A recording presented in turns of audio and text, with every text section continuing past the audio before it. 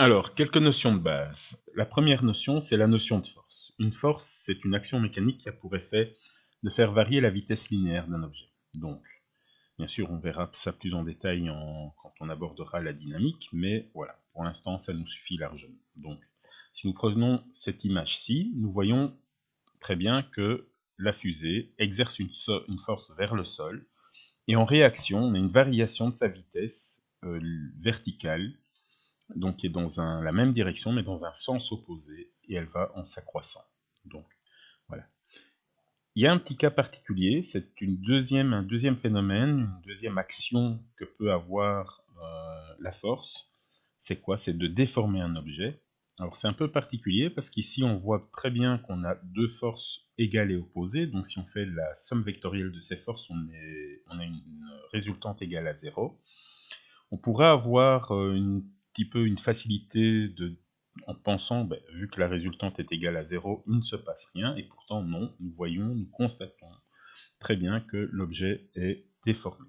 Alors, qu'est-ce qui se passe concrètement? Eh bien, en réalité, les déformations se font à cause de la résistance interne. Donc ça, nous observerons dans un autre chapitre qui s'appelle la résistance des matériaux. Donc, tant que nous serons dans ce chapitre-ci, on fera quelques suppositions, on verra lors de la synthèse. Ensuite, il y a la notion de moment d'une force. Alors, c'est quoi? Phrase, une belle définition. Le moment d'une force par rapport à un point donné est une grandeur physique vectorielle traduisant l'aptitude de cette force à faire tourner un système mécanique autour de ce point, souvent appelé pivot. Quand on dit faire tourner, on sous-entend bien sûr faire varier la vitesse angulaire. Vitesse angulaire qu'on n'a pas encore vue, on verra ça un peu plus particulièrement lors du chapitre de la cinématique. Alors, c'est une longue phrase qui est pas très compliquée, surtout si on l'associe avec une image, qui est celle-ci.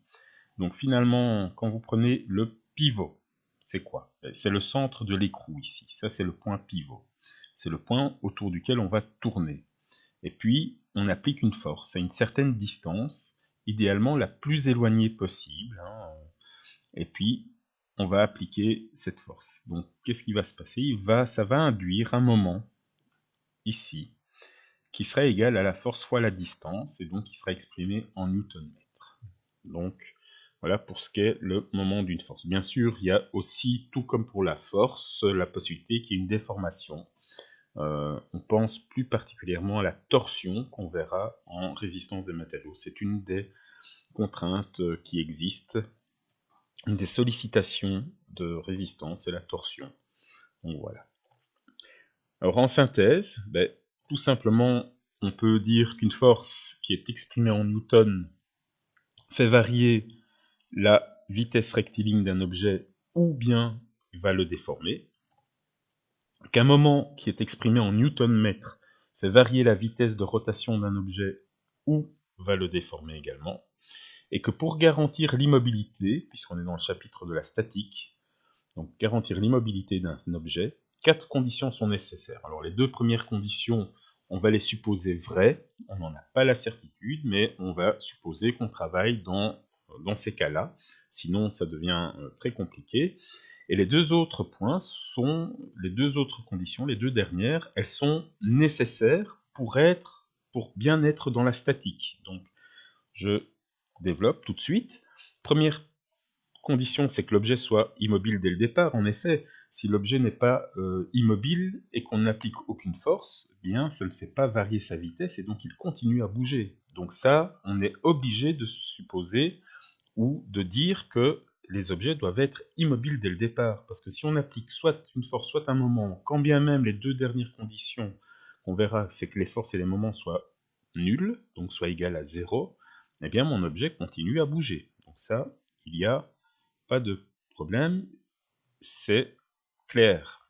Alors bon, je sais que sur Terre c'est un peu particulier parce qu'il y a les forces de frottement, etc. Mais justement à ce moment-là, les sommes ne sont pas nulles. Mais dans l'espace, en tout cas, quand un objet est lancé, il n'y a pas de frottement, et donc cet objet continue sur sa lancée, il ne s'arrête jamais. Donc ici, il faut absolument que les objets soient immobiles dès le départ.